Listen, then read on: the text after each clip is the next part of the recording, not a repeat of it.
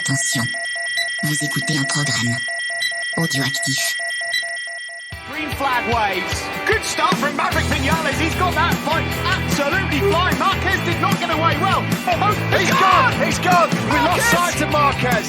Oh my goodness me. Drama here in the opening race. He's trying to push too hard. Fabio Quartararo. Salut à tous, on se retrouve pour un nouvel épisode de C'est qui en pôle, épisode 83 enregistré avec Stéphane. Comment ça va, Stéphane ? Salut à tous, ça va très bien.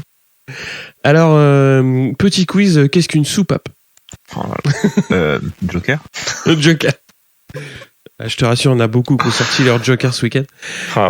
Non, mais donc forcément, on va en parler. Mais avant d'en parler, c'est Antoine qui a gagné les goodies offerts par la bécannerie et par C'est qui en pôle, puisque personne n'a trouvé Paul Espargaro en pôle en MotoGP. Et bien, on a fait un tirage au sort global. Pour continuer un petit peu sur les goodies, il y a aussi des t-shirts, des casquettes, un tote bag et aussi un joli tour de cou offert par la bécannerie à gagner. Donc, si vous nous donnez les 3 premiers du championnat à l'issue de la saison, et il faut répondre avant le dernier GP à Portimao par mail, donc à cqeppod@gmail.com. J'avais fait un petit thread de Twitter et je le remettrai en commentaire. Donc si vous voulez jouer, n'hésitez pas. Là, ça commence un petit peu à se clarifier au championnat. Donc ça va forcément simplifier un petit peu les réponses. Et on va commencer par les petites news. À commencer par la Moto 3, donc où Ihsan Guevara, qui est champion Moto 3 junior CEV, on va dire, qui va rejoindre Sergio Garcia l'an prochain chez Aspar, donc en Moto 3. On a Stefano Nepa qui signe chez BOE Skull Rider. On a Alonso Lopez qui signe chez Max Racing. Et en Moto 2, ça bouge aussi un petit peu avec Afish Chiarin qui signe chez NTS Racing. Vietti et qui va accompagner Bezzecchi en VR46 parce qu'il va y avoir une petite news aussi en MotoGP. Et l'autre actu en Moto 2, c'est Dixon qui s'est fracturé le poignet en FP2 ce week-end.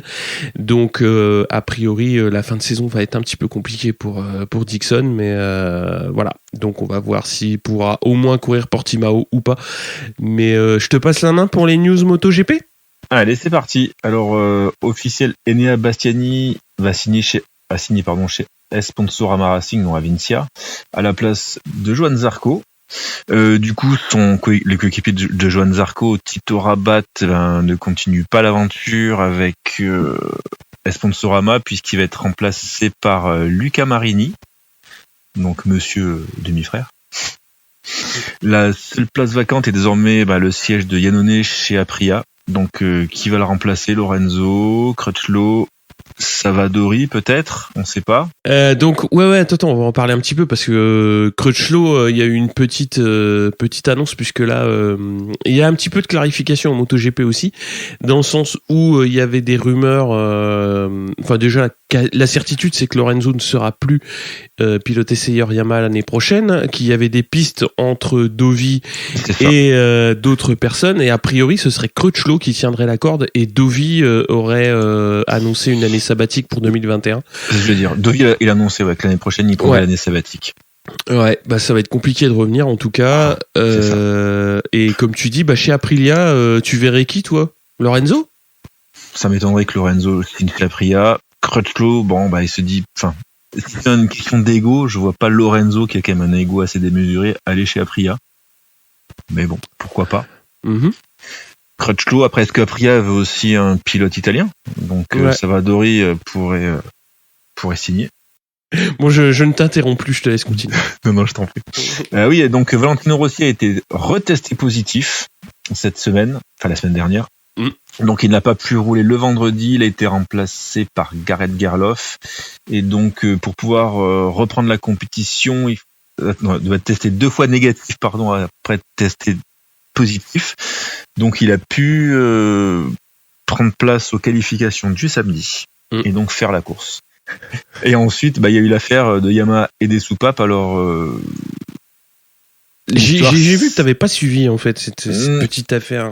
Alors j'ai suivi l'affaire, mais bon, j'ai un peu mon avis, mais c'est-à-dire que Yamaha a été reconnu coupable d'avoir une pièce, donc soupapes non conformes, et donc du coup la FIM a retiré 50 points au constructeur, donc à Yamaha. Donc 20 points pour les officiels et 37 pour les Petronas, mais par contre les pilotes n'ont pas été sanctionnés. Ouais. Alors on peut se dire, est-ce que c'est vraiment des soupapes qui ont produit un gain aux motos et par conséquent aux pilotes, ou est-ce que c'était juste une pièce qui était très peu, on va dire pas conforme, mais qui finalement, est-ce qu'ils n'ont pas vraiment profité davantage, et du coup la FIM a dit qu'il fallait pour le principe sanctionner, alors ils sanctionneraient peut-être plutôt l'écurie que le pilote qui a lui rien demandé quelque part, donc voilà, il peut se faire chacun son opinion. Ouais, alors, sauf que c'est un poil plus compliqué que ça, dans le sens où il n'y a pas tout à fait de non-conformité de pièces. C'est juste que, ça c'est écrit dans le règlement, quand tu plombes un moteur en début de saison, c'est-à-dire tu fais ta définition moteur, tu donnes ton dossier technique, tu n'as pas le droit après de changer de fournisseur. Et c'est ce qu'a fait en fait Yamaha, puisque a priori, ça c'est Lynn Jarvis qui l'a expliqué. Et en fait, la FIM a juste sanctionné Yamaha pour ne pas avoir respecté le protocole qui demande d'avoir un accord unanime de tous les constructeurs. Ils n'ont pas en fait pointé du doigt une non-conformité, mais plutôt un vice de forme. Ouais, quelque part, si tu changes une pièce, c'est que tu as la pièce précédente qui peut-être n'était pas... Alors, c'est là où ça commence à patauger un petit peu dans la semoule. C'est que, donc, en tant que constructeur, donc, comme tu l'as rappelé, donc, ils ont perdu des points. Et là-dessus, les spéculations ont commencé à se faire, donc on va dire vendredi et samedi matin.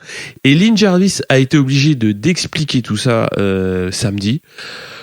Et c'est là où, c'était compliqué, dans le sens où c'est ce qu'il a expliqué, il y a un moteur témoin avec des soupapes A et les moteurs utilisés en course sont avec des soupapes B, et ça c'est interdit, et a priori ils n'étaient pas au courant. Alors, quand tu as une équipe comme Yamaha qui a son passif en MotoGP, alors c'est peut-être la première fois qu'ils font du double sourcing sur une pièce moteur, mais je pense que c'est pas la première fois qu'ils lisent le règlement et qu'ils se fassent prendre sur une bêtise comme ça, sur un écart comme ça. Je trouve que c'est d'une part assez étonnant, et d'autre part, quand tu sais que avant, dans la saison, on va dire dans l'été, ils ont demandé à ouvrir les moteurs et que finalement ils ont dit après non c'est pas la peine, on n'a pas besoin d'ouvrir les moteurs. Si c'est juste pour un point de règlement dont ils étaient pas au courant qu'ils voulaient ouvrir les moteurs, je pense que là ils sont en train de la mettre profond un petit peu tout le monde, quoi. C'est-à-dire, soit ils nous disent pas tout, soit il y a quelque chose qu'il ne faut pas dire, ou je sais pas, soit ils ont fait quelque chose qu'ils auraient pas dû faire, mais le fait est que les explications elles sont pas claires, elles sont pas cohérentes vis-à-vis de ce qui s'est passé cet été. Sous couvert des soupapes, parce qu'ils n'ont pas changé d'autres pièces du moteur aussi. Mais non, parce qu'ils n'ont pas changé de soupape, parce que en fait, eux, tout ce qu'ils disent, c'est qu'ils ont un moteur témoin en début de saison qui a été plombé avec les soupapes d'un fournisseur X, et que après, ils ont changé de fournisseur de soupape. Donc, a priori, les moteurs de course, qui ont été utilisés dans la saison sont tous les mêmes, sauf qu'ils sont pas identiques aux moteurs témoins. Et ça, c'est interdit. De toute façon, le moteur témoin doit être identique à tous les moteurs utilisés en course, et tu n'as pas le droit de faire du double sourcing, c'est-à-dire de commander des soupapes à X, Y, Z et d'avoir des moteurs avec des disparités de production de soupapes. Ça me demande pas pourquoi, mais c'est comme ça. Ce que pointe la FIM, c'est uniquement ça. Et par contre, Lynn Jarvis, c'est ce qu'il a expliqué. Et en plus, on sait qu'ils ont demandé des ouvertures de moteur pour après se rétracter. Donc moi, je comprends pas si tu demandes des ouvertures moteurs. Bon, a priori, ils n'ont pas ouvert les moteurs. C'est pareil, c'est ce qu'a dit Jarvis. Mais si tu demandes quelque chose, au final, tu le fais pas, et que tu reviens 2 mois après pour dire ah bah ouais, on n'était pas au courant du règlement, franchement, tu te fous de la gueule du monde. C'est pas possible. Ouais, parce que je pense à ce niveau, quand même, les mecs, ils connaissent quand même les règlements, surtout celui-là.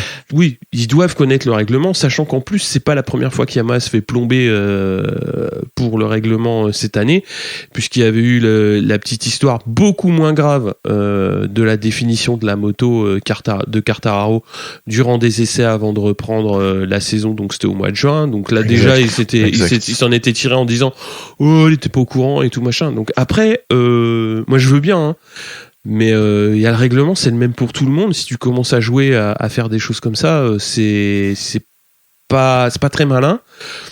Et après, reste le point de pourquoi tu retires des points aux constructeurs et aux teams et pas aux pilotes. Alors là... là, je suis d'accord avec toi. Bizarre. Après, il se dit, s'ils enlèvent des points aux pilotes, ils savent que le championnat, il est plié. À ce compte-là, tu fais partir les pilotes qui sont, entre guillemets, un peu moins bons, avec des points positifs. Et là, tu fais un championnat à handicap. Bah oui, mais non. C'est pas du golf. Après, c'est pareil, regarde. Ouais. Entre parenthèses, que cette pièce-là, et finalement, c'est juste une question, ils ont utilisé un fournisseur et pas un autre, et c'est des pièces identiques. Ouais. Moi, j'ai envie de te dire, ils ont fauté, mais c'est pas la pire des fautes, quoi. Et quand je te dis, peut-être que par principe, ils ont été obligés de mettre une petite sanction, mais... C'est responsable mais pas coupable. Moi, non, mais ça, je veux bien entendre que ce soit. C'est pas. Si tu veux, moi, si le fond du problème c'est ça, c'est dans le moteur témoin on a des pièces de machin et on a des mécachromes dans les courses. Si tu me prouves par A plus B avec des plans avec des résultats d'essai qui sont 100% identiques, moi tu prends entre guillemets une sanction comme celle-là, c'est-à-dire constructeur et team, parce qu'il faut bien prendre une sanction, mais une sanction, enfin moi je la trouve légère entre guillemets, même s'ils perdent 2 championnats sur 3, mais le fond du problème, je vois pas pourquoi est-ce qu'en plein milieu de l'été tu te dis les gars, j'ouvrirais bien le moteur juste, et à ce moment-là tu viens et tu dis ouais, mais c'est parce que juste le fournisseur c'est pas le même et tout machin, tu comprends, non, je comprends pas quoi. Ouais, non, mais je suis d'accord, mais bon, au moment tu dis c'est pas la pire des triches, quoi.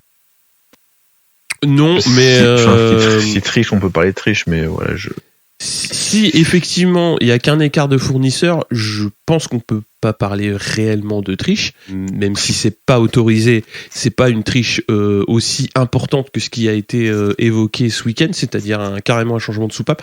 Là, si tu te permets de changer les soupapes en cours de saison, là. Je suis d'accord. Je pense qu'on peut parler de tricheur, mais moi les faits de la FIM et les explications de Lynn Jarvis, il en manque un bout, quoi. Il manque un bon chapitre entre les deux, quoi. Mais, ils ont fait un raccourci. Ouais, il y a un chouette raccourci quand même. Mais il y a eu aussi l'annonce du calendrier. Alors je te laisse nous en parler puisque c'est la saison des étrennes. Enfin, bientôt, il va y avoir bientôt les calendriers qui sonnent à la porte, même si c'est confiné. Donc le calendrier 2021. Alors on va commencer par les tests qui vont se passer d'abord le shakedown test qui va être du 14 au 16 février. Ensuite, tu auras les tests à Sepang du 19 au 21, les tests au Qatar du 10 au 12 mars. Et ensuite, t'as d'autres tests à Jerez du 16 au 18 mars. Et pour l'instant, le calendrier provisoire 2021 ne fait pas apparaître Brno. Bon, bah ouais. Voilà, donc il commence au Qatar, il finit à Valence le 14 novembre. Comme d'hab. Comme d'hab. Mais bon, c'est toujours pareil, quand tu vois le calendrier, tu vois ce qui se passe, tu peux te dire, bon... faut tenir le calendrier. Ouais, je pense que voilà, la volonté d'Espelata, c'est de repartir sur un calendrier à 20 courses comme c'était entre guillemets prévu cette année. Donc après, compte tenu de la crise sanitaire, on va voir comment ça va se gérer dans les 6 prochains mois. Si tout le monde est capable de redémarrer correctement l'année prochaine, ça. Ouais, parce que déjà, le Superbike ne se rendra pas en février en Australie. Ah, c'est acté ça ? C'est acté. Ouais, bon, voilà. C'est moche. Bon, donc ça commence déjà en février, les SBK, voilà. Bon, pas d'Australie. Bon, au moins on n'aura pas de course de super sport où les mecs s'arrêtent 10 fois au stand pour changer de pneus comme en Formule 1. Ça c'est pas mal parce que pour suivre la course, merci. Mais voilà, pour être plus sérieux, donc on sait pas déjà le 28 mars, bon, peut-être au Qatar ça sera bon, mais après l'Argentine est le 11 avril, puis tout le reste après les Amériques le 18. Ouais. Voilà quoi. Il y a toujours une incertitude sur ce genre de date quoi. Puis après sur tout ce qui se passe entre mai et j'aurais tendance à dire à mai et septembre, le cœur du championnat se déroule en Europe quand même. Et puis on verra comment ça va se goupiller quoi. Mais en fait mais enfin voilà. Donc une petite date à stabiloter sur vos agendas. En juillet, on peut parler de la Finlande, un nouveau Grand Prix. Bah ouais, vas-y. Ouais, là, en juillet, donc la Finlande sous réserve d'homologation de la piste. Ouais. Et oui, et le 16 juillet et le 16 mai, notre Grand Prix national. Donc réservez vos hôtels, ce sera peut-être le dernier Grand Prix de Rossi en France. Donc il faut... on trouvera peut-être, et puis ça sera peut-être ouvert au public en fonction, on verra. On va passer à ce Grand Prix d'Europe 2020 donc qui s'est couru à Valence. Et on va commencer par le Moto 3 avec en Q1 Ogura, Rodrigo, Arenas et Foggia qui passent en Q2 et donc McPhee part en pole devant Fernandez et Vietti. Arenas 4, Lopez 5, Rossi 6 et en troisième ligne on a Garcia, Ogura et Binder. Donc ce sont des séances de qualification qui sont déroulées sur des pistes mi-figue, humides, un peu de pluie et on essaye d'y passer entre les gouttes, quoi. C'était assez mouillé quand même. On va parler de la course, donc avec un gros départ de Vietti. On a Fernandez qui est chaud et qui va prendre la tête. Et Vietti va chuter et il va emmener Lopez et Arenas devra abandonner suite à l'accrochage. Alors pas tout à fait abandonner parce qu'il va s'arrêter au stand.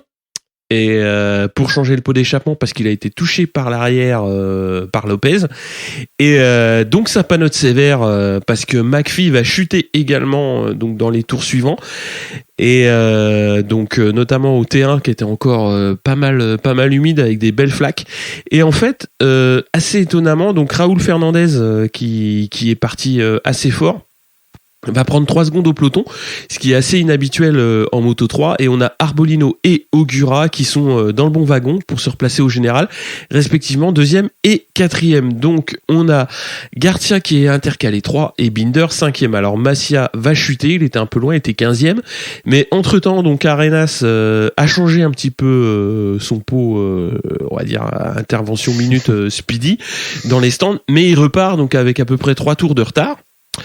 Sauf que notre petit ami, forcément, Arenas il joue le titre, hein, donc il est quand même assez rapide et il se retrouve intercalé, on va dire dans un groupe qui est capable de remonter pour jouer la gagne. Sauf que il se met en tête de groupe et il commence à remonter tout ce petit peloton pour essayer de rameuter le groupe de devant. Et que quand t'as 3 ou 4 tours de retard et que t'as pris des drapeaux bleus, ça t'as pas le droit de le faire. Comme les soupapes. Non, ça t'as pas le droit de le faire. Donc il a pris un gentil drapeau noir et il est rentré au stand. Donc pour le coup c'était assez j'irais pas marrant parce que tu te dis c'est bien, il est combatif et tout machin, mais tu te rends compte que là mine de rien ça peut vachement fausser une course dans le sens où tu mets un mec comme ça ultra rapide dans un peloton le mec il a 3 tours de retard, ça te fout un bordel monstre, quoi. Et bon, après il a été retiré de la course et c'est assez normal, mais je comprends même pas qu'il ait pas été retiré plus tôt, mais bon, ça c'est comme ça. On a Suzuki qui va chuter alors qu'il était à la 10e place et on a Foggia qui va également chuter. Alors ça bougera plus trop sauf pour la 5e place où c'était à cette place qu'il y avait la baston, et donc Fernandez est tranquille devant avec Garcia qui va sécuriser la 2e place dans le dernier tour et Ogura va contenir Arbolino pour la 3. On a Binder 5, Tate 6, Nepa 7, Alcoba 8 et Salach 9. Donc au championnat on a donc Arenas qui reste en tête avec 157 points mais uniquement 3 points d'avance sur Ogura. Vietti 3e à 137 donc qui a aussi chuté, et Arbolino 4e avec 134 points et Masia pas tout à fait encore décroché, donc je pense que ça va être compliqué d'aller chercher le titre, mais pour la 3e place c'est encore jouable pour Masia puisqu'il a 133 points. On a quand même 3 petits points entre Arenas et Ogura, donc ça va jouer sur les 2 dernières, donc ce qui va être intéressant, ça va jouer jusqu'au bout. Et Arenas, moi j'ai trouvé que c'était très très compliqué de reprendre la piste quand t'as autant de retard, et quand tu commences à plus respecter les drapeaux bleus, en footing, mais c'est un peu comme pour le MotoGP, parce que vu qu'il y a un Grand Prix sur la même piste la semaine prochaine, c'est quand même bien, même si t'as chuté, même si t'es cassé, d'essayer de repartir pour essayer de faire des réglages de moto. C'est ça. Alors, si c'est ça l'explication, je suis d'accord. Mais à partir du moment où où t'as un drapeau bleu, bah tu laisses les autres passer et puis tu t'intercales entre deux groupes. Si tu veux courir pour prendre de la data, c'est ton droit, mais tu dois pas interférer dans la course qui est en train de se faire avec notamment les pilotes qui jouent des points quoi. Donc bah ça fout le bordel. Malheureusement, en Moto 3, souvent, c'est des jeunes et tu vois qu'ils n'ont même pas la maturité. Ouais, c'est ça. Ouais. Bon, on le verra en MotoGP. Savadori, tu vois, il s'est fait décrocher. Il s'est fait assez vite prendre un tour. Mais bon, quand il se fait prendre un tour, clairement, le mec, il était pas dans l'herbe, mais il était à un endroit. Il était en pleine ligne droite. Il était complètement côté droit de la piste, et avec tout le monde pleine balle côté gauche. Enfin, il a gêné personne. Donc. Faut s'en inspirer, faut qu'il court comme des grands quoi. Il a de la bouteille et puis bon c'est quelqu'un voilà qui a jamais eu qui a une bonne aura Savadori. Oui. Voilà donc pour le Moto 3 ça va être compliqué jusqu'au bout pour Arenas et Ogura, donc on va voir comment ça va se décanter. 3 points c'est rien. Ouais 3 points c'est clairement rien, surtout que bon quand tu vois ce qui se passe en course Moto 3 on peut gagner du 1er au 10e donc ouais c'est ça, c'est un peu ça. Voilà. On va parler des Moto 2 avec Ciarin, Izdiar, Marini et Ben Snyder qui vont passer en Q2. Donc la pole sera pour Virer devant Roberts et Loves. Garner 4, Bezzecchi 5 et Martin 6, Marini 7, Baldassari 8 et Garzo 9. En course, on a Roberts et Virer qui partent bien. Alors, pas Loves qui va louper un peu son départ et Roberts va chuter assez vite dans le deuxième tour. On a Bezzecchi qui va prendre la tête. Alors, les chutes vont continuer avec Di Gianantonio et Ciarin notamment. Loves remonte petit à petit donc jusqu'à la deuxième place et Martin a accroché le bon wagon puisqu'il est troisième et à 10 tours de l'arrivée, le Britannique donc va chuter.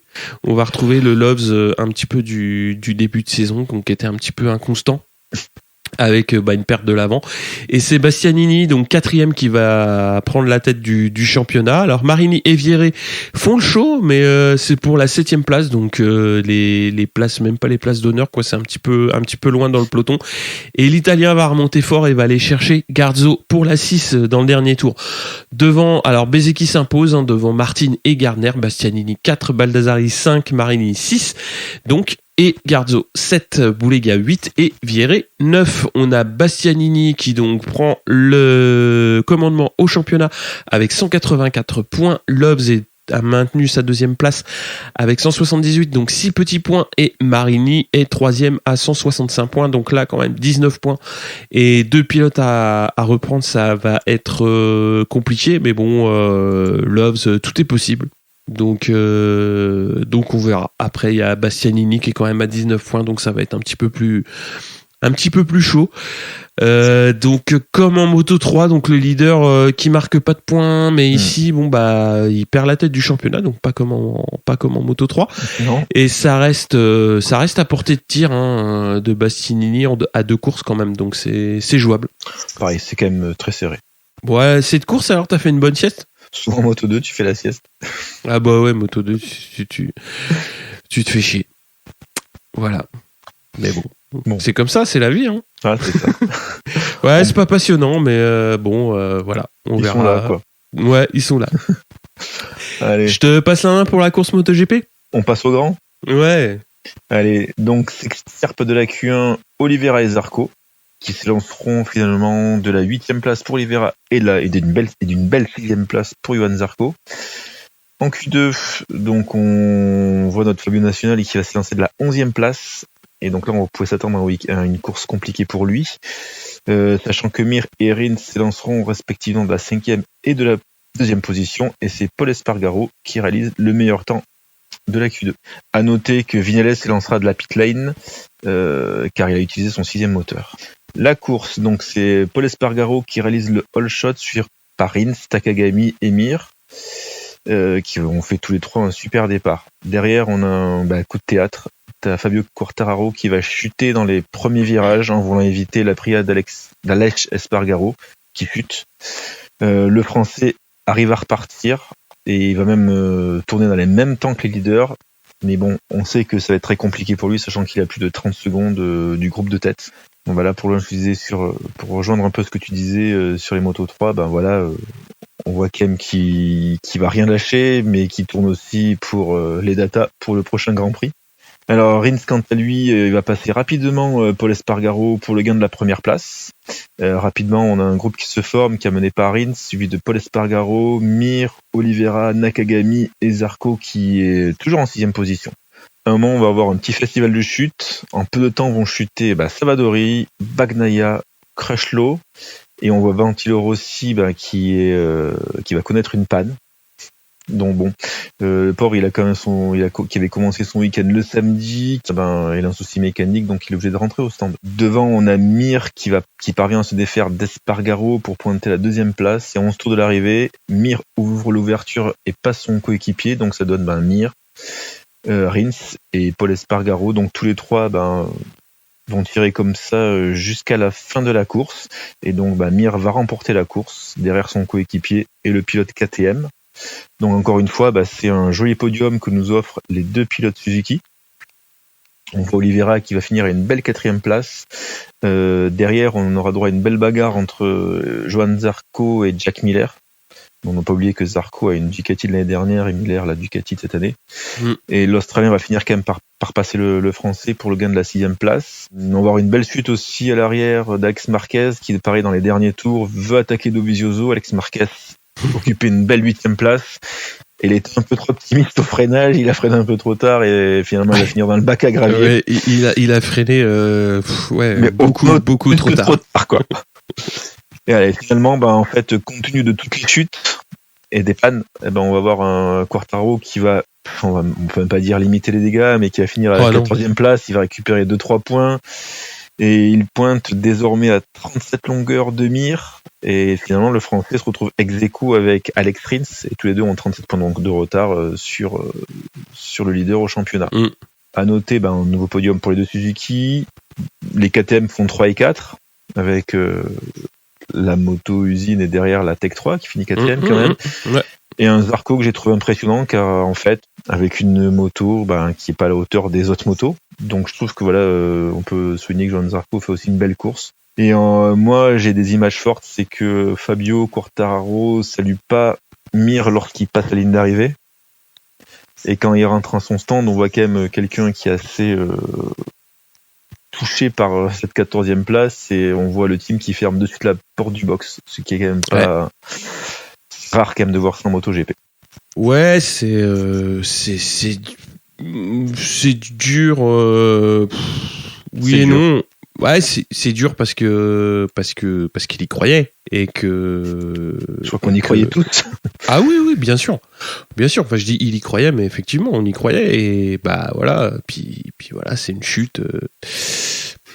Ça me fait penser à la chute de Zarco qui veut éviter. Alors, c'était qui, Petrucci ou Dovizioso Petrucci et il emmène Dovi, ouais, c'est ça. Il emmène Dovi, là c'est pareil, t'as le pilote devant qui tombe, Quartaro, il tape un peu sur les freins à l'avant. Et puis il part avec. Il part avec. Puis voilà quoi, puis c'est très dommage. Donc maintenant il y a 37 points de retard, donc ça veut dire que Mir, il a quand même une course blanche, on va dire, en joker.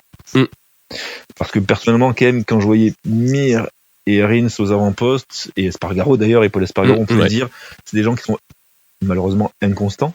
Donc on se demandait toujours, vont-ils finir la course? Et là, pour le coup, ils ont eu de la constance, et ils ont tous les 3 fini, et en nous offrant quand même de beaux dépassements. Ils sont partis quand même aux avant-postes. C'est que les Suzuki, souvent, c'est lancé partaient de plus loin. Donc là, pour le coup, je pense que ça va être très dur à aller chercher Mir. Et ne pas oublier que Rins maintenant est ex-aequo avec Quartararo. Ouais. Ouais, je te trouve sévère quand tu dis que Mir et Rins sont pas constants. Espargaro, oui, qu'il soit pas constant, ça c'est une évidence. Il y a eu un peu trop de chutes et aussi des résultats nettement moins bons hors du top 10. Mais Mir et Rins, Mir, cette année, tout le monde disait oh là là, il va, oui, il joue le titre, mais il a jamais gagné une course. Mais il était quand même très souvent bien placé. Et il a assez peu chuté. Rins, il a fait un début de saison un petit peu plus compliqué, mais depuis, je dirais, 5-6 courses, il joue devant tout le temps. Et comme tu l'as dit, il faisait des qualifs un petit peu mitigés. Et on s'est dit, le jour où ils vont réussir tous les deux à se placer dans les deux premières lignes, on va pas les voir de la course. Et c'est un petit peu ce qui s'est passé. Ils ont réussi quand même à être suivis par Espargaro et Nakagami qui terminent pas très loin. Espargaro il a 1 seconde 2 et Nakagami a 2 secondes, donc en gros tu les voyais à l'image. Mais Mir et Rins ils font une course tous les deux, mais bah oui, il y a des magnifiques, mais bon, c'est toujours pareil. Quand tu t'élances bien, tu vois que c'est ta course, elle t'a fait la moitié de la course. Ouais. Si tu te qualifies bien et que tu t'élances bien, ben voilà, t'as vu le résultat des Suzuki, ils ont été de suite aux avant-postes, et puis après, intouchables, c'est ce qu'on voit d'habitude, c'est-à-dire que les Suzuki on part de très loin, et on sait que la moto, en fait, elle est quand même bien née, puisqu'ils arrivent à remonter à chaque fois tout le monde. Là, finalement, ils remontent pas, c'est que personne ne peut les récupérer. C'est ça. Après, le dépassement de Mir sur Rins, c'est très très beau. C'est beau, alors. Bon, c'est pas de la formule, mais Rins il s'écarte. Enfin, t'as l'impression qu'il va un peu loin quand même. Ouais. Il se loupe un peu, hein. Donc soit c'est un faux point mort ou un petit quelque chose, mais effectivement Mir il passe facile. Il est dans la route de Rins, et puis au moins il voit l'ouverture, il y va, et puis il peut plus le récupérer. C'est ça. Mais après, qui manquait de constance, c'est vrai que Rins c'est vrai qu'il a toujours été dans le coup, mais quelqu'un comme Mir a toujours été dans le coup, mais quelqu'un comme Rins, on sait qu'il est quand même capable de chuter quand il est en tête ou deuxième. À un certain moment, on sait qu'ils peuvent être capables de tomber. C'est quand même quelqu'un comme Quartararo, quand même, il chute rarement. Donc on sait que quand il est devant. Quartararo, là, ça commence à être dur. Enfin, ouais. En fait, justement, là, moi je trouve que la bascule, elle s'est faite là, c'est-à-dire à partir du moment où Quartararo a commencé à être un petit peu moins régulier, à connaître un petit peu des problèmes de chute, etc., les Suzuki, au contraire, ont amené de la constance sur le podium, parce que ça fait quand même un bon petit paquet de double podium qu'ils enchaînent, nos amis, et c'est ça qui les amène aux 2 premières places du championnat, quoi. Quand tu vois Mir, il y a le Grand Prix de France où il fait une performance moyenne parce qu'il est pas dans le top 10, il est 11e. Mais sinon tout le reste de l'année, c'est quand même assez bien, sauf le tout début, les trois premières courses. Mais là c'est les 3 dernières courses, c'est 3-3-1 quoi. C'est ça. Et avant c'était 2-2-11. Enfin, mais bon, après ça pique, hein. C'est un peu le problème, les Suzuki elles sont là, et les Yamaha elles sont plus là. Alors oui, les Yamaha, c'est clair que c'est un week-end catastrophique. Bon aussi, c'est une casse mécanique. A priori, il y a un problème de pompe. Alors j'ai pas trouvé quelle était la pompe en cause. Mais bon, c'est encore un week-end où il va pas beaucoup user son moteur de course. Vraiment, ça c'est sûr. Voilà, c'est malheureux. Mais Vignales donc est obligé de dégoupiller un 6e moteur pour pouvoir finir la saison. Donc, il avait dit que déjà là, il dit Yamaha, on sait déjà que là ils ont savonné la planche et on sera jamais champion. Ah bah c'est ça. Enfin Vignales, quand tu pars des stands, tu sais que c'est perdu. Il s'est perdu pour le titre. Après Quartararo, on savait pas trop où il en était au niveau moteur. Là, ils sont en train de les économiser au max pour essayer d'aller au bout, mais ça va être à mon avis compliqué. Et sur le final, c'est un week-end où ils font 11e, 13e et 14e, quoi. Même Morbidelli, qui est les dernières courses devant son coéquipier, qui finit bien, même là, il a eu du mal, il finit 11e. Ouais. Donc, il n'y a pas que Fabio encore. Enfin, pas que Fabio. Ah non. C'est pas que le pilote, pour le coup. On voit qu'il essaie de tirer ce qu'il peut de sa machine. Là, il part quand même 11e, donc on savait que c'était dur. Hein.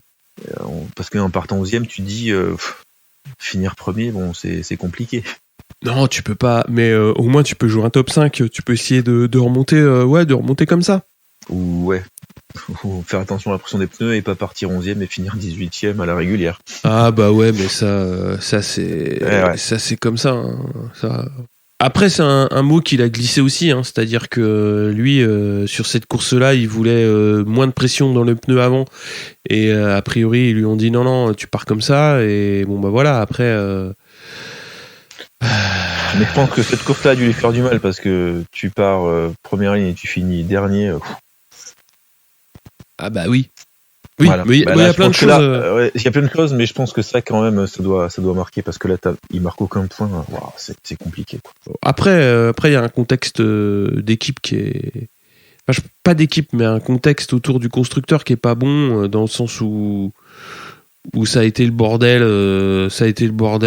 tout le week-end. Donc, bah oui, voilà. Enfin, il se passe ce qui se passe.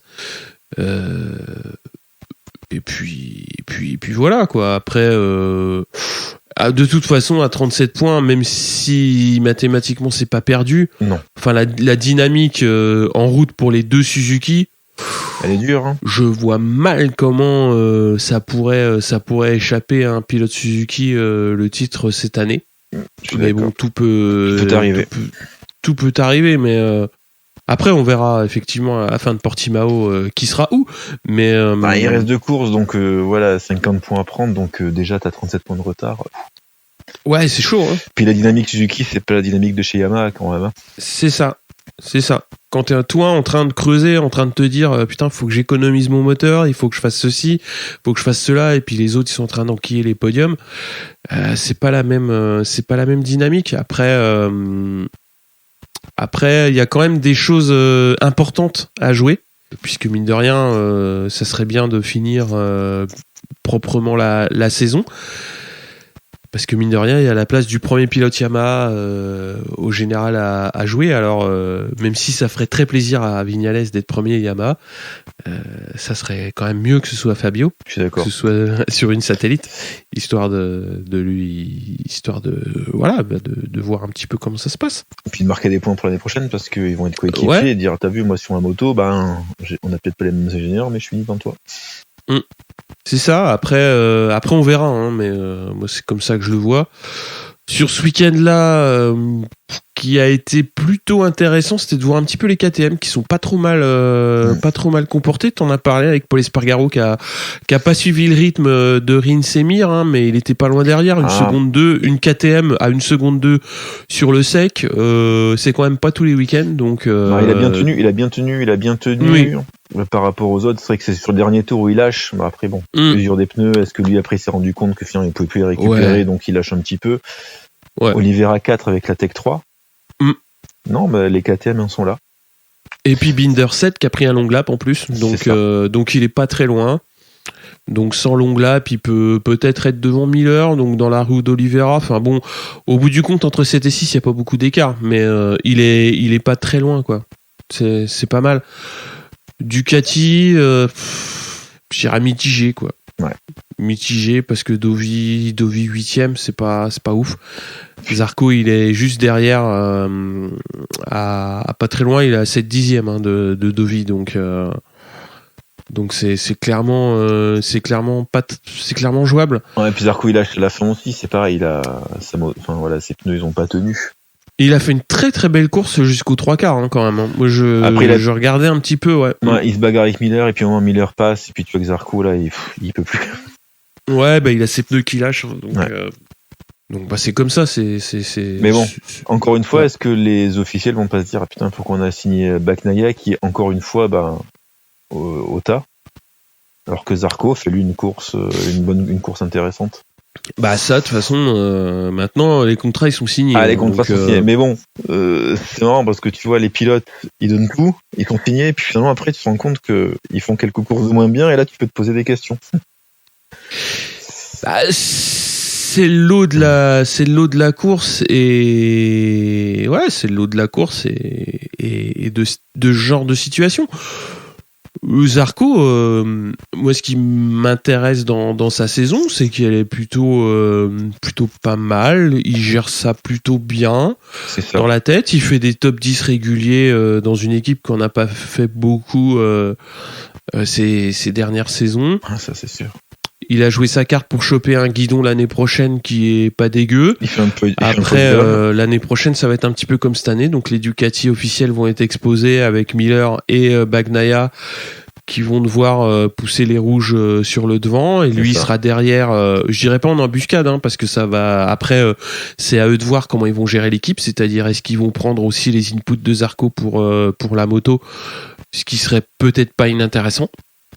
Parce que ça peut être intéressant, et puis Martin avec lui dans un team junior, moi je trouve que c'est, tu vois, pour le coup Pramac a un line-up pas mal. Tu vois, c'est un petit peu les underdogs de l'année prochaine, quoi. C'est si Martin il sait s'adapter vite, si les copains ils savent lui donner le mode d'emploi de la Ducati, ça peut faire un line-up intéressant. Mais comme tu dis, Bagnaia, ça a flambé jusqu'à ce que ça signe. Et mine de rien, là, c'est pas très très bon, quoi. Ça fait quand même 3 courses de suite où c'est pas bon du tout. Donc va falloir mettre des points quand même. Hein. C'est comme Petrucci où il fait des courses intéressantes, il signe, et puis finalement après il fait plus rien. Il faut pas que Bagnaia nous fasse comme Petrucci, c'est-à-dire que Petrucci a tout fait pour montrer qu'il était capable d'être chez Ducati. Et finalement, quand on le signe, après, il fait plus grand-chose. Faut pas qu'il nous fasse la même chose, quoi, Bagnaia. Ouais, c'est le risque. Voilà. Mais ça, on le saura que l'année prochaine. On le saura que l'année prochaine. Après, la chute de Marquez, moi, je sais pas, je la sentais venir. Quand tu vois comment ça se passe au virage, tu te dis, il va essayer de faire un truc et ça va pas passer. Ah, là, mais c'est dommage parce qu'il était pas mal. Hein, mais je trouve que Marquez, c'est une belle révélation parce que on était les premiers à, entre parenthèses, rigoler, à dire voilà, il a pas le niveau. Il a fait la première course, il est déjà relégué chez LCR. Et finalement, Marquez, il est pas mal. Je pense que s'il doublait Dovi, il aurait peut-être pu gratter une ou deux positions. Enfin, tu vois, il est là, quoi, en fait. Il est là. Il est là. Ouais, c'est sa première saison, une moto réputée compliquée. Ouais. Tu vois, elle est pas sa main, donc je trouve que c'est limite dommage qu'il le garde pas l'année prochaine, en fait. Ouais, de toute façon, oui, mais tu vois, il est pas, enfin, il va rester dans la maison, donc si Espargaro fait pas l'affaire, ils pourront aller chercher Pépère. Et puis, voilà. Bon, après Espargaro, c'est un coriace, hein. C'est un coriace, ouais.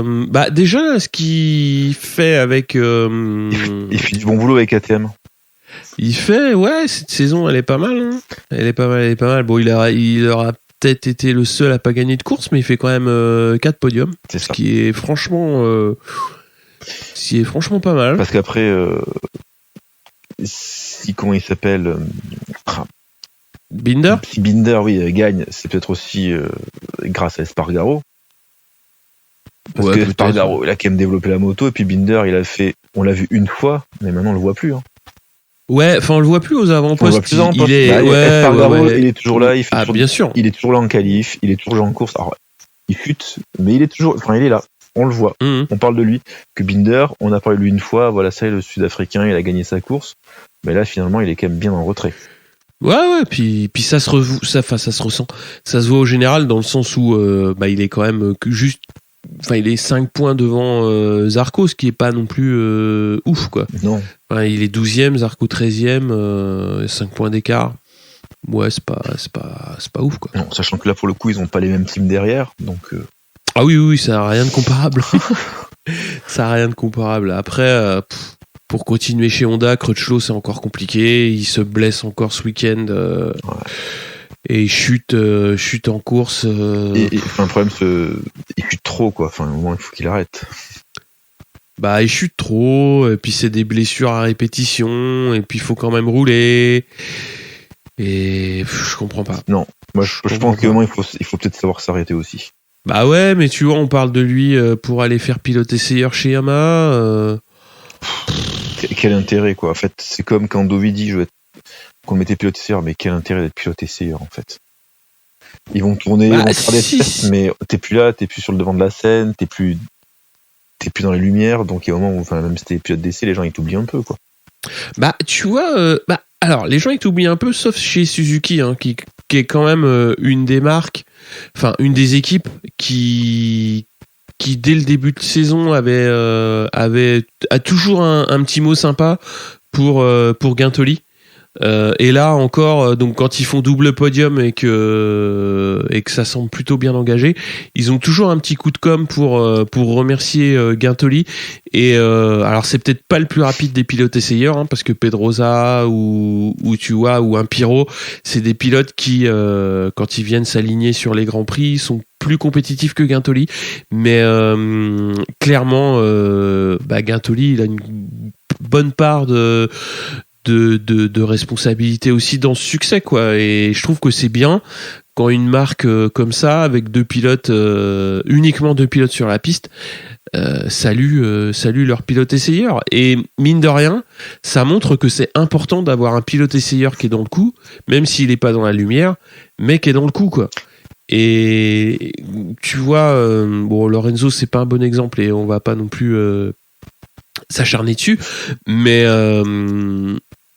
pour moi l'avenir, et ça, Ducati l'a prouvé sur les saisons précédentes et Suzuki le prouve cette année, l'avenir il est dans des pilotes essayeurs et des programmes d'essais compétitifs pour la suite, quoi.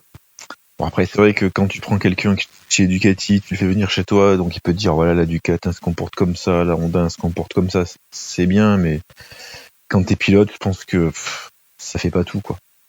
Même si on dit que c'est grâce à toi, si la pilote tu l'as développé, mais finalement c'est pas toi qui gagne les courses. Tu vois. C'est là où, ouais, je te rejoins là-dessus, et c'est là où une mentalité comme celle d'un Pedrosa, elle est importante aussi, parce que lui, il a fait toute sa carrière. Au bout d'un moment, le mec, il s'est pété. Voilà, ouais. Il est plus rien à prouver. Enfin, il a fait sa carrière. Exactement. Il arrête. Il fait bon, moi j'arrête. Et maintenant, écoute, pour m'amuser, je vais développer la moto. Voilà, mais il est pas entre parenthèses jeune comme Dovizioso. Où lui, il a encore un peu de carrière devant lui. Ouais, Dovi, il avait encore une ou deux saisons devant lui, et après, la saison.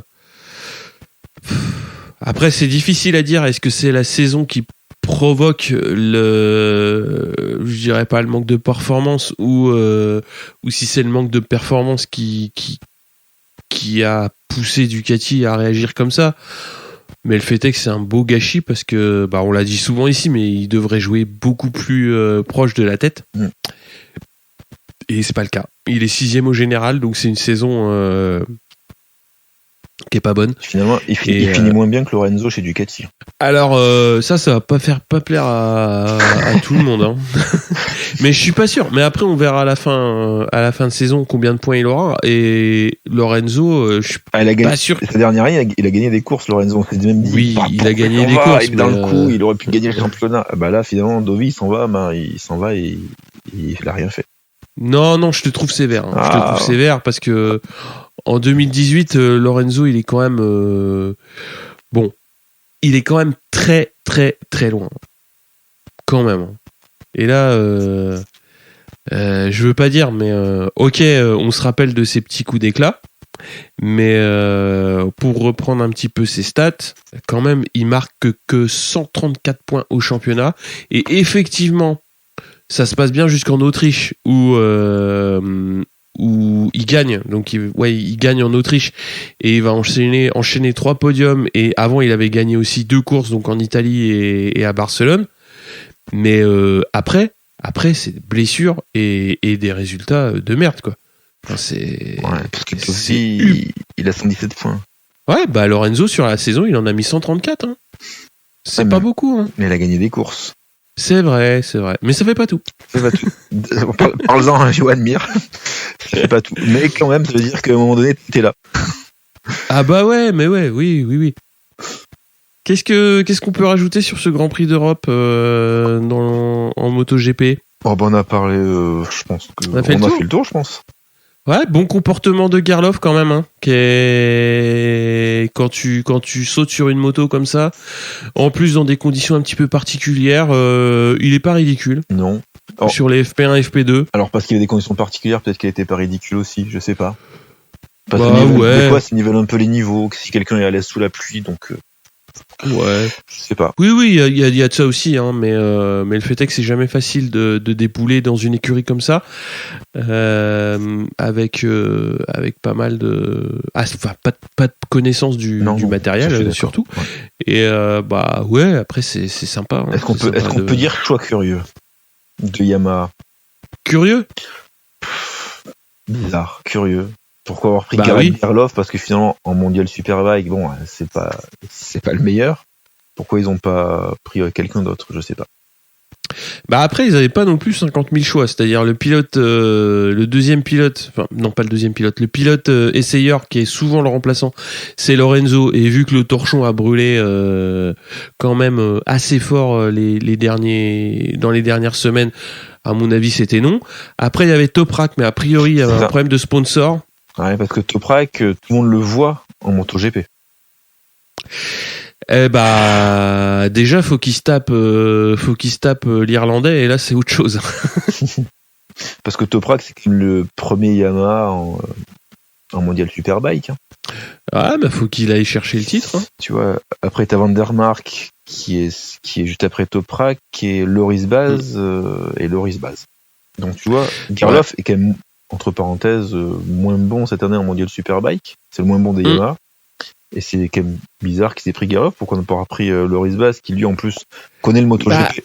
Alors ouais, c'est pourquoi pas, mais le point c'est que donc il a été sous contrat chez Tenket, donc équipé par Yamaha. C'est ça. Là la saison est finie et a priori Tenket il y a des difficultés pour remplir l'année prochaine et on ne sait pas trop si les pilotes sont entre guillemets encore sous contrat quand ça se passe comme ça. Donc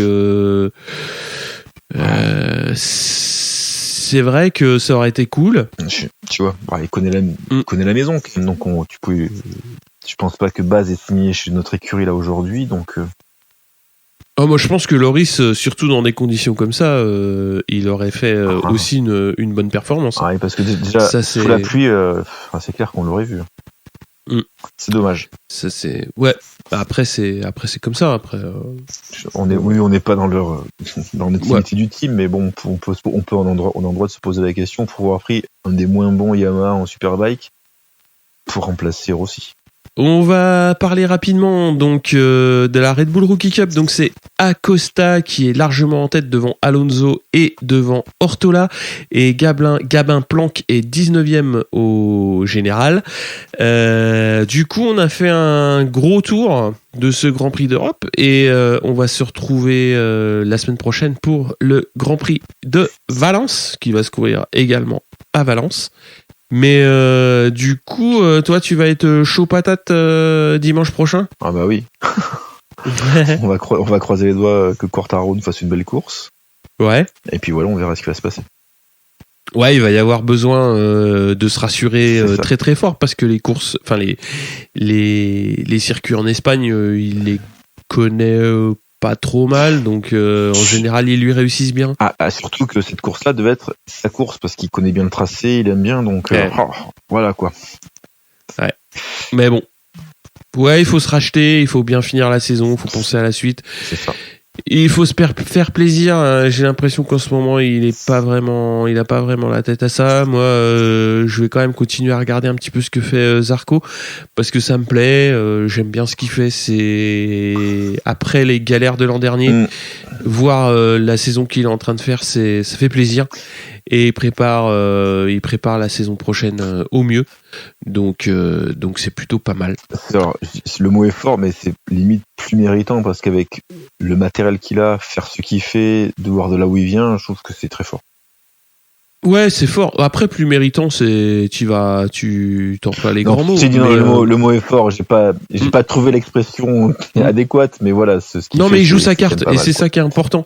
Non, voilà, mais je disais que voilà, par rapport à son matériel, c'est sûr que, c'est quand même pas mal parce qu'il a pas la meilleure moto. Ils ont quand même du vieux matos. Quartararo, il y a tout qui est fait autour de lui. Par exemple, pour comparer les deux Français, tu vois que Zarco, en plus l'année dernière, il y a des difficultés. Quartararo, il se battait avec Marquez, donc finalement, quand tu vois les deux parcours, tu dis que Zarco, faire ce qu'il fait avec ce qu'il a, c'est chapeau. Puis il a su se remettre en cause, je trouve. Tu vois, c'est quand même pas mal pour un sportif de se poser, de dire, allez, écoute, voilà, il y a ça qui a pas été. Allez, on remet les idées en place. On se relance on y va. On se relance dans un nouveau, on se relance dans un nouveau challenge. On oublie Yamaha, on oublie que j'avais une bonne moto, que je voulais gagner, que c'était dur avec les KTM, que j'étais déçu et je repars à zéro. Finalement, voilà, il a su remettre un peu le puzzle dans l'ordre et puis c'est pas mal ce qu'il fait. Ouais. Et puis il y a encore des belles saisons, j'espère, pour lui à faire. C'est ça. Et puis c'est pareil pour Quartararo, quoi. Tout le monde. Toi. Pas tout le monde, mais il y a quand même des commentaires à la con qui traînent un petit peu à droite à gauche. Et faut quand même pas oublier qu'il a 21 ans. Oui, c'est ça. Qu'il a tout l'avenir devant lui, que bah oui, être si proche du but et puis voir que ça cristallise pas, bah c'est dommage, mais c'est pas pour autant qu'il faut se permettre tout et n'importe quoi. Non, voilà. je suis d'accord. Le seul truc, c'est quand même, c'est quand même l'année, quoi. Parce que bon, c'est bête à dire, mais c'est l'année où il n'y a pas Marquez, et c'est l'année où c'est entre parenthèses un peu plus facile. Il y a quand même un gros morceau en moins, quoi, à dépasser. Ah oui, t'as une chicane en moins à passer, ça c'est sûr. Ouais, d'accord. Donc, mais voilà. Bah ouais, mais bon, c'est comme ça, hein. Les opportunités, faut savoir les saisir, et bon, voilà. A priori, bon, c'était pas. Ça sera pas pour cette année. Alors peut-être qu'il sera encore mieux l'année prochaine si bat Marquez de la régulière. Et écoute, ça, l'avenir le dira. L'avenir le dira. Sur ce, on se retrouve sur le Discord, également sur Twitter, sur la page Facebook, et on vous dit à tous à très bientôt, et puis on va laisser la place aux copains la semaine prochaine. Salut Stéphane et à bientôt, ciao. Ciao tout le monde.